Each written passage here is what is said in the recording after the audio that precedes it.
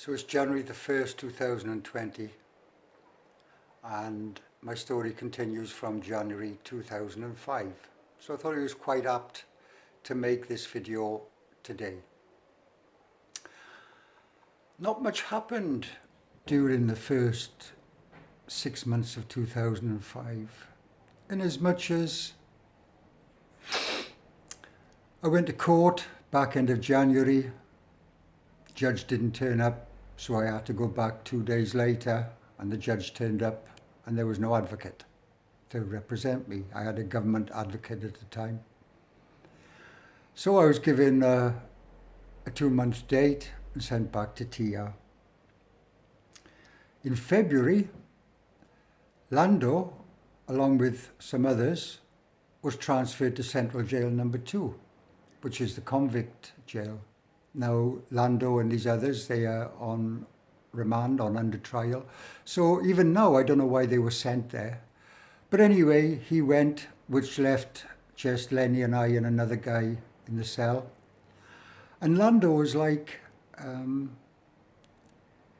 he was the main supplier, for want of a better word, in our cell, in as much as he was getting food in twice a week from outside. He always had charas, always had tobacco, and it suddenly all stopped. Lenny, fair play to this lad, he would get charas and tobacco from somewhere, even if it was chewing tobacco until he leaves. He always managed to scrounge up a smoke for us, and he had a way with people, you know. His nature was very nice, and yet there was a dark side to Lenny, and that's all I will say. But we got on really, really well, and it was a privilege to know this guy. That's all I'll say. He was back to eating dal and a bit of rice now and then. I couldn't eat the boiled vegetables. I mainly lived off my half loaf of bread and a bit of dal. So my weight was getting affected yet again. I was slowly losing a bit of weight. And that's how it was.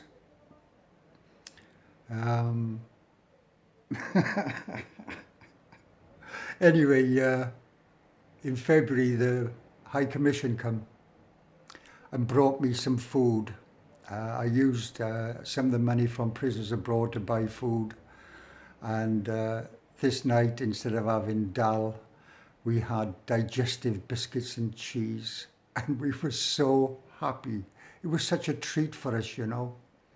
And I look back on them days and I'm thinking,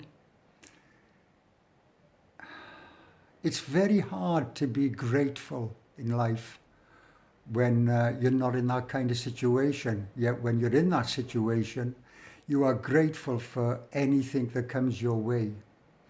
And for me, this has never left me.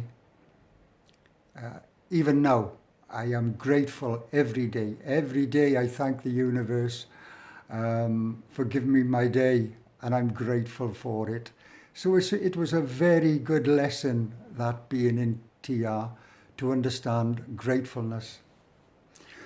Anyway, cracking on, going into May time. This day, it was like now hitting 40 degrees, and I got a cold.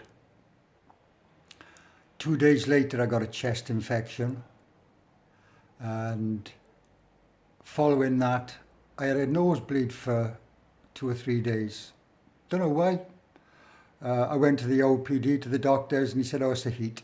I said, oh, okay, and that was the end of that.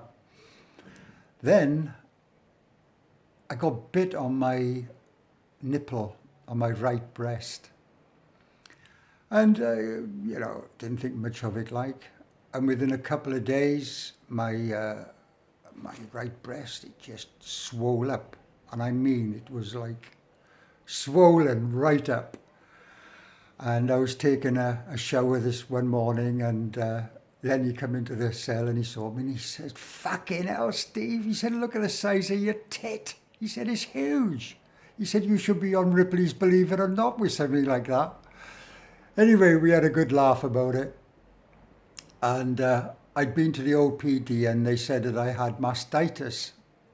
And they were giving me 2 injections a day, one in one arm and in the afternoon another in the other arm. And these injections would just kill my arm stone dead. I couldn't lift it, I couldn't move it. And over a period of a couple of weeks, I had 14 injections. And then I stopped going. Because both my arms by this time, I could hardly use them. It was crazy. I don't know what they were giving me. But I stopped it. My breast was still swollen up. It was too painful to touch, you know. Anyway, I was showered in this one morning and I said, hey, Lenny, come and have a look at this. And he stuck his head round the curtain when I was having a shower.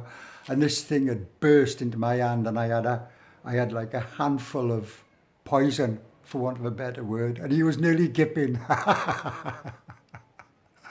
Anyway, after a few days, he calmed down and that went. Quite often in Tihar, I would sit at the front of the cell, just looking out at the bars in the evening time after lockup. And when there was a full moon, it would come rising up right in front of where I was sitting. And it would take me out of TR just watching this moon, and it was glowing and it was like orange and it was beautiful. And many, many times I did this. And it always gave me a feeling of peace, just looking up at the moon. And I do it now. I still do it now. It's just one of those things that stuck with me. And it was okay. One of the foreigners in our ward, he'd been on under trial for 4 years. And it was for a bit of charis. It was a fairly weak case. And everybody thought that this guy would get out. And he went to court this day, and the bastards found him guilty and gave him 10 years, like. And it put a right downer on everybody in the ward. Everybody, like, were affected by this result, you know. He was a good guy.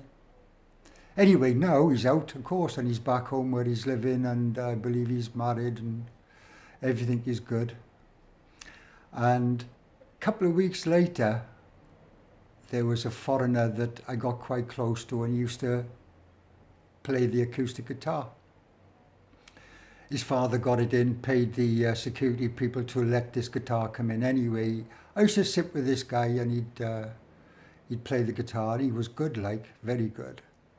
And he said, Steve, my case is coming to an end soon, he said, and I'll give you the guitar when I go. I went, oh man, that would be nice, you know, that would be good. Anyway, he went to court this day for the result, and the judge wasn't there. So we had to go back again, and the judge deferred it, and he went back on the 3rd time, and come back with a big smile on his face, and they found him guilty. I believe, they found him not guilty, and I think that the judge was paid off. This guy had been in jail for a couple of years. And anyway, it was like everybody was smiling, happy, laughing and joking. And this guy went and he gave me his guitar. So I started practicing on it, you know, just doing a few simple chords and whatever, and not much. But anyway, I had a guitar. And for me, that was such a treat. That was such a benefit, you know. Takes your mind off life in jail, for want of a better word. Anyway, that's about as much as I can say for the first few months of 2005.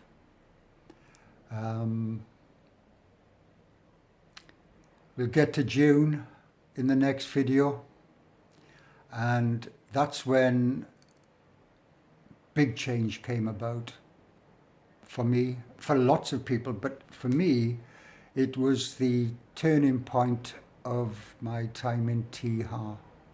And I'm looking forward to talking about this next time. Please give this a like, a thumbs up, and if you can share it, please share it. I just want to spread the word. Thanks. Next time.